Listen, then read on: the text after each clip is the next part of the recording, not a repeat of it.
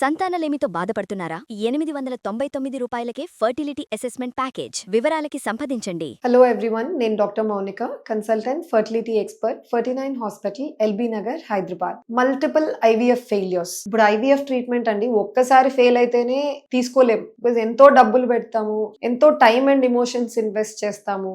Wife అయితే అసలు ఎన్నో ఇంజెక్షన్స్ తీసుకోవాలి. ఇన్స్టాగ్రామ్ లో ఒక వీడియో కూడా ఉంది, అంటే 100+ ఇంజెక్షన్స్ ఒక లేడీ ఒక షేప్ లాగా చేసి నేను ఇవన్నీ నా ఐవీఎఫ్ సైకిల్లో తీసుకున్నాను అని పెట్టింది అనమాట.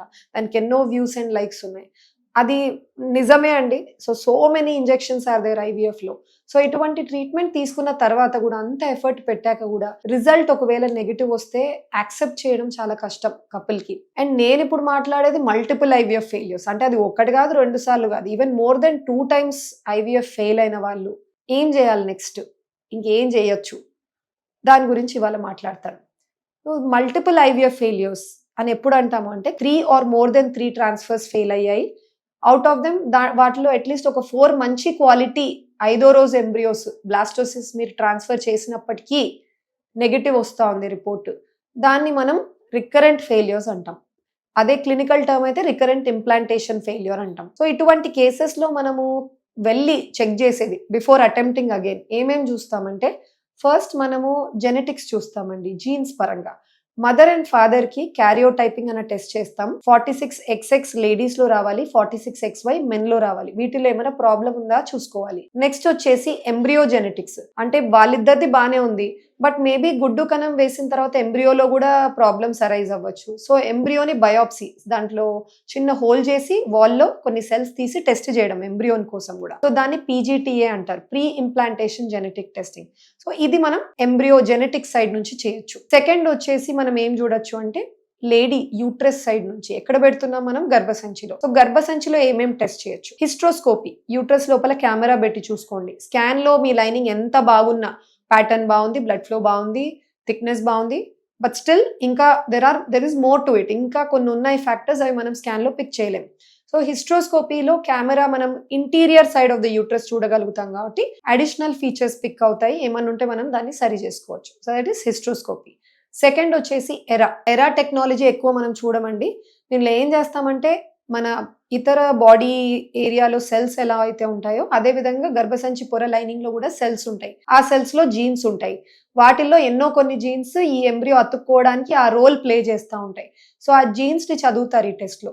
చదివి ఏ టైంలో కరెక్ట్ గా మీరు ఎంబ్రియోని గర్భసంచి లోపలికి ఇంట్రొడ్యూస్ చేయాలన్నది అవర్స్ తో సహా వాళ్ళ రిపోర్ట్ ఇస్తారు. చాలా సార్లు ఫెయిల్ అయిన వాళ్ళు ఇది కూడా వాళ్ళు ట్రై చేయొచ్చు అనమాట. This is from the uterus side, గర్భసంచి వైపు నుంచి.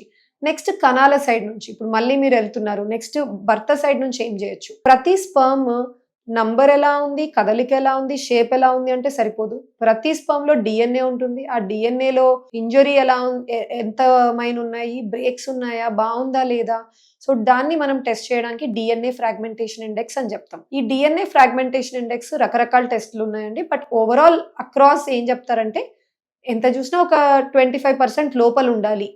దీనికి మించి ఉంది అంటే ప్రాబబ్లీ చాలా హై ఉంది అని అర్థము. అది రీజన్ అవుతూ ఉండొచ్చు ఫెయిల్యూర్కి. సో వాళ్ళలో ఏం చేస్తామంటే, కొన్ని మెడికేషన్ పెడతాము, లైఫ్ స్టైల్ ఆల్టరేషన్స్ చెప్తాము. అది కాకుండా డైరెక్ట్గా ట్రీట్మెంట్కి వెళ్ళినప్పుడు వాళ్ళు ఇచ్చిన శాంపుల్లో ఏ స్పర్మ్లో తక్కువ DNA బ్రేక్స్ ఉన్నాయో వెతుక్కొని అవే స్పర్మ్స్ పిక్ చేసుకుంటాం. ఇది ఎలా కుదురుతుంది అంటే, కొన్ని డివైజెస్ ఉన్నాయండి, స్పర్మ్ సెలెక్షన్ టెక్నిక్స్ అని. అవి మీరు మాట్లాడొచ్చు, అక్కడ సెంటర్లో అవైలబిలిటీ ఏది ఉందో, ఏ పర్టిక్యులర్ మెథడ్ ఉందో మీకు చెప్తారు. ఆ పర్టిక్యులర్ మెథడ్ మీరు అడాప్ట్ చేసుకొని ముందుకు వెళ్ళాలి. మేజర్గా ఇవి మనం చూసేవి. నా కొంతమంది సెట్ ఆఫ్ పేషెంట్స్ ఉన్నారండి, మీరు బిలీవ్ చేయరు, 5 times 6 times ఇంకా చెప్పలేము, ఇంకా రిపీటెడ్గా ఫెయిల్ అవుతూనే ఉంటాయి.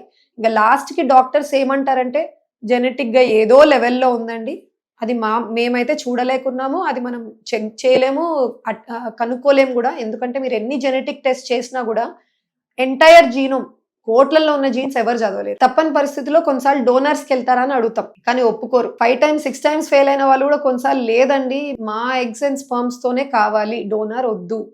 అప్పుడు లాస్ట్ ఆప్షన్ మనకు వచ్చేది ఇమ్యూనాలజీ. ఈ రిప్రొడక్టివ్ ఇమ్యూనాలజీ అన్నది ఇప్పుడు ఇవాల్వింగ్ అండి, ఇప్పుడిప్పుడే తెలుస్తా ఉంది, అవైలబుల్ అవుతా ఉంది, ఇవాల్వింగ్ లో ఉంది.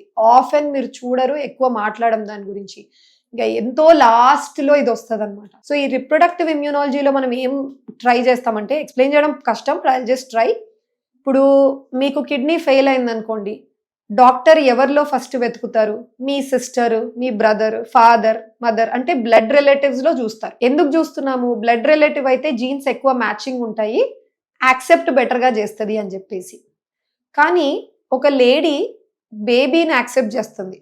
ఆ బేబీ ఫామ్ అయ్యేటప్పుడు హాఫ్ జీన్స్ తనవి, మిగతా హాఫ్ హస్బెండ్వి కదండి. హస్బెండ్ ఇస్ ఫారెన్, అంటే completely foreign to the body. అయినప్పటికీ అటువంటి బేబీని మదర్ ఎట్లా యాక్సెప్ట్ చేస్తూ ఉంది, బాడీ ఎట్లా యాక్సెప్ట్ చేస్తుంది, ఇన్ఫాక్ట్ సపోర్ట్ చేస్తుంది ప్రెగ్నెన్సీ.